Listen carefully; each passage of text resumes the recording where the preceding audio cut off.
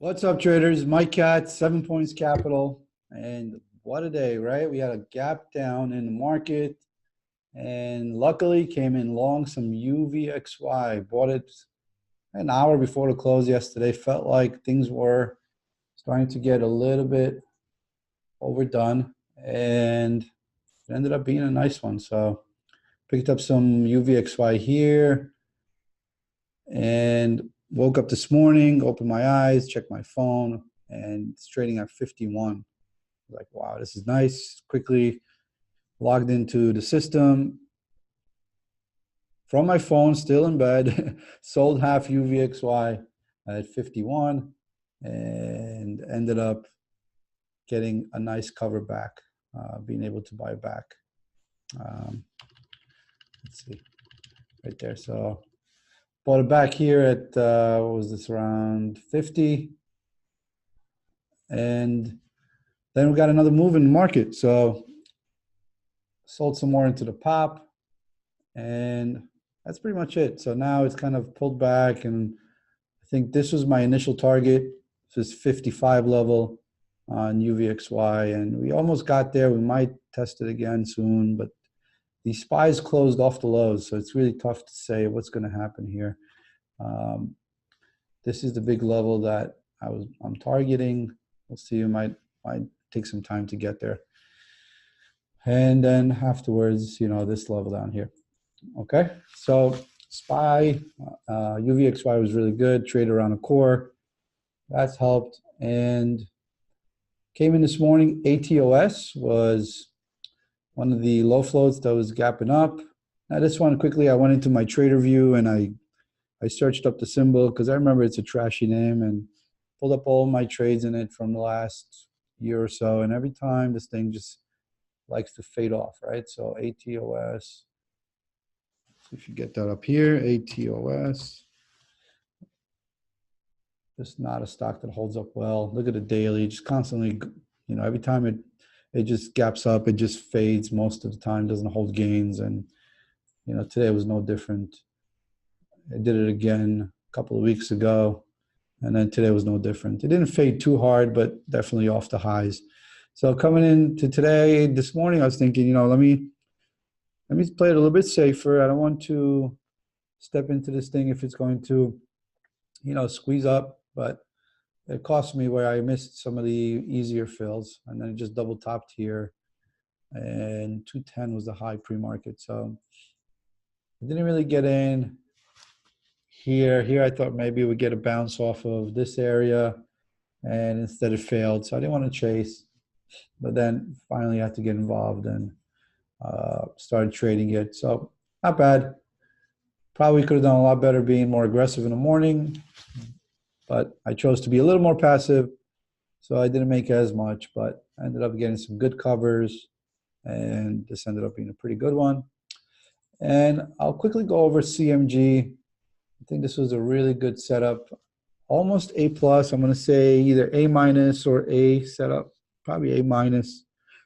But it's really simple in the sense that you don't need any fancy indicators. You don't need too many things lining up as far as anything too fancy. It's just price action, chart action, volume profile, and we'll go over that. So this thing had earnings yesterday, and some of the guys on the desk really crushed it on the long side, mostly after this flag here, and did really well catching the secondary move here. So that was really good for them. And then it kind of faded off in pre-market, but then just shoots right through yesterday's post-market highs. And I've seen that, right? This is one of my better setups where I like to trade it. But I didn't do anything here today in the morning, and then it just started to go. So if we look at today's action, it goes just straight line up, stalls out for a little bit, but then another move up. And here, while it's stalling out, it's going sideways. Here, it's already pulling back instead of going sideways. So you can see that the momentum is starting to get out of the stock. And now next time it comes, instead of breaking out again, it fails, double tops, trigger stops, gets long, is trapped a little bit, and then pulls back to this base, 595 being the level. So once, twice, three times already, 595 is important.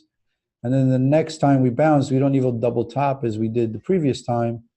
What we do is we end up making a lower high. Lower high, and you can, let's zoom in here for a little bit. You can see that this was breached by a little bit, not much, by a little bit, trapping longs here and stopping out some of the shorts that were trying to get a little bit too cute, right? And no follow through. So that ends up being a trap. It's another sign. And then pulls back, can't get back up to highs. And zooming back out again, we can see that now that high becomes significantly a lower high. You want to call it head and shoulders. You want to call it a descending triangle. You want to call it a bouncing ball. Call it what you like. Doesn't have to be anything fancy. What I care for is the fact that every time it goes up off of 595, it bounces for less. And then eventually here, same thing again. And then volume profile starting to build up. Everybody who's trading in this range, which is most of the day, most of the volume ends up being a lot of overhead supply if we could get below it, right? So let's bring up the executions on CMG. As you can see, I was really patient in it and didn't do too much. You could see here, same thing, right? So whoever was trying to defend this 595, doesn't really matter why they're buying, but they're buying this area, right? And they're buying either because they're getting out of their shorts, they're getting long and putting some money to work. Doesn't matter, they're buying. And they were probably buying this whole time up, but they had to keep on moving up their bids and getting more aggressive because the stock didn't have enough sellers. There was obviously more buying. They're selling, equilibriums to the upside, and they can't fill. But eventually it gets to the point where more sellers are willing to step in at higher prices, and now there is some sort of equilibrium here. And the buyer that had to constantly chase it up is now no longer having to bring up his prices anymore. They're getting filled. But the sellers are starting to take also some control here and are no longer just backing off because they're not able to sell at the same pace they want to. And they're not getting the higher prices like they were here. So now the sellers also have to get more aggressive and can't just be as passive waiting for the stock to come to them. And they start lowering their offers and getting more aggressive to the point where whoever was selling here now is saying, okay, I'd love to be able to sell back up here at 605 if it bounces.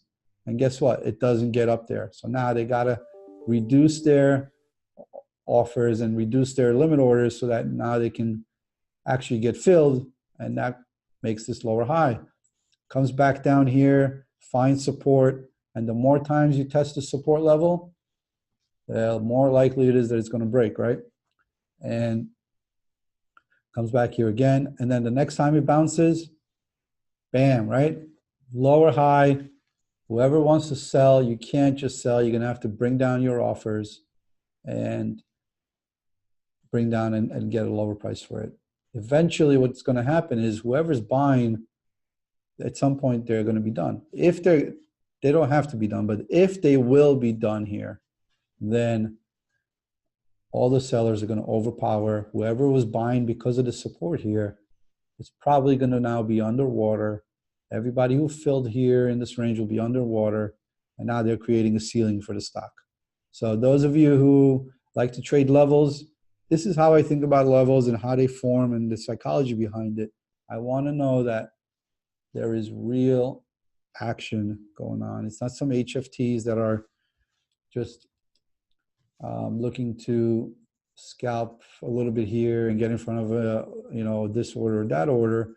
Basically, are they real buyers and sellers for me to be able to read what's going on? And you can see that this is a pretty clean chart, right?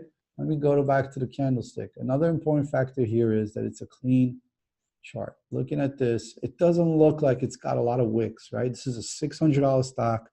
And oftentimes when you look at a $600 stock, you look at a 5-minute chart or a 15-minute chart and it's got wicks all over the place because it's so thin, right? It moves dollars at a time. When I see a chart like this right now, this tells me that there's real action. There are real buyers and sellers. It's not just a bunch of algos that are controlling the stock. You don't see a lot of wicks. The stock is clean. The stock is behaving honestly. Tells me that I want to be trading this stock. Because when I get a read on it that tells me either there are more buyers than sellers or vice versa, most likely I'll be right because there aren't a lot of head fakes. There isn't a lot of noise here.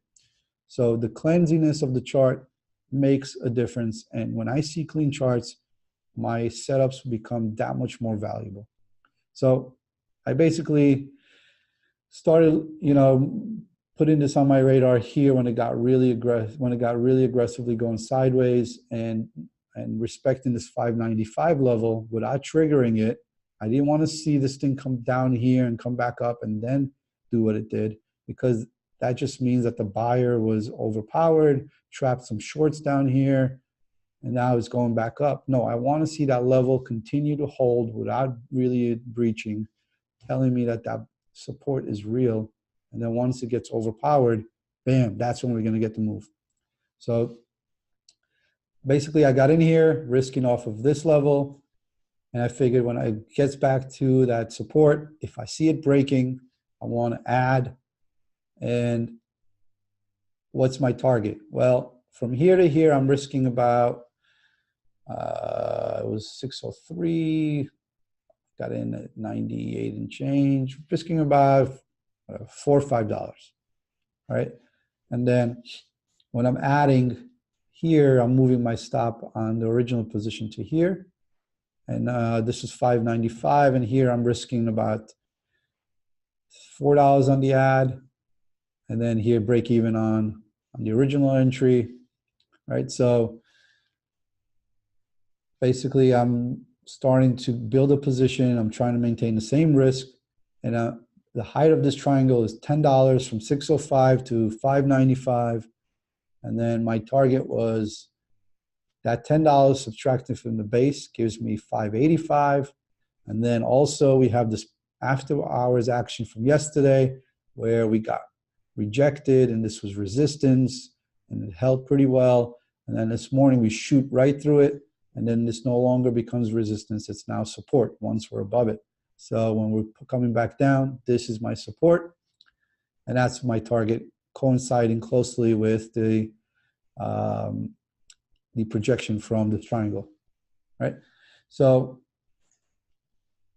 that's it.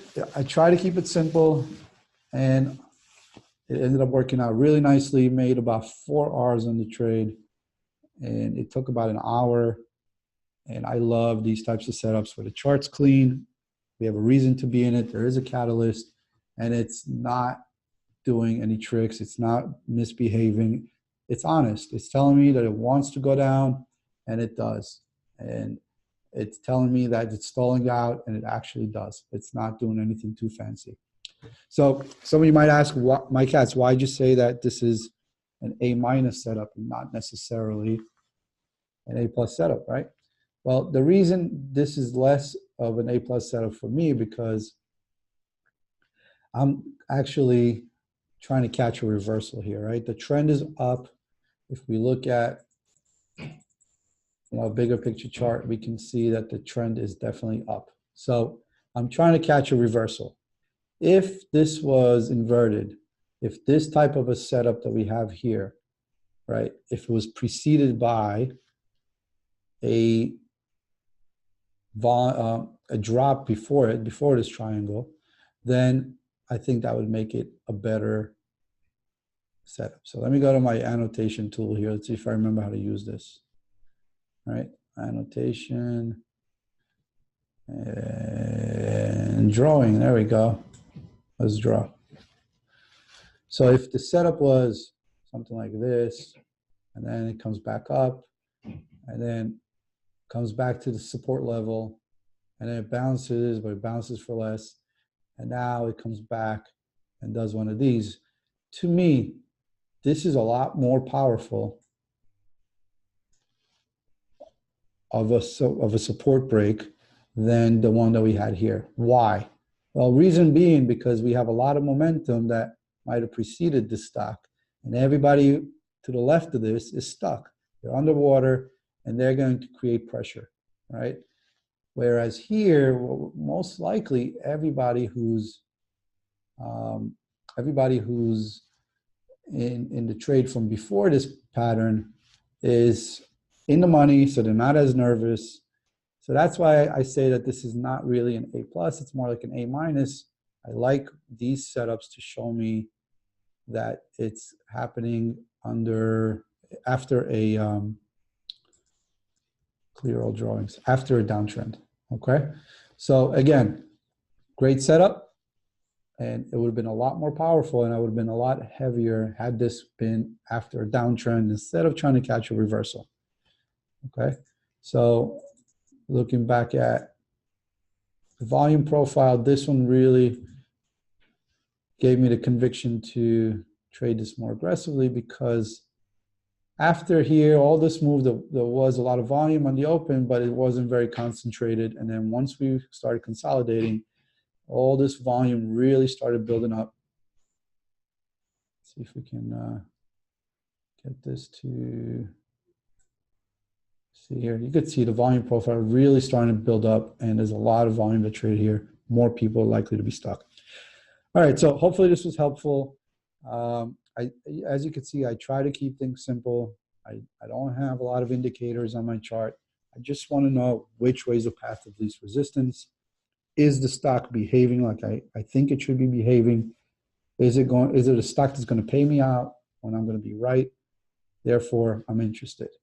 Keeping it simple, and I think that's what works. Thank you guys for watching. Thumbs up, give it to us. We like it. And give us that follow. Mike Katz, 7 Points Capital.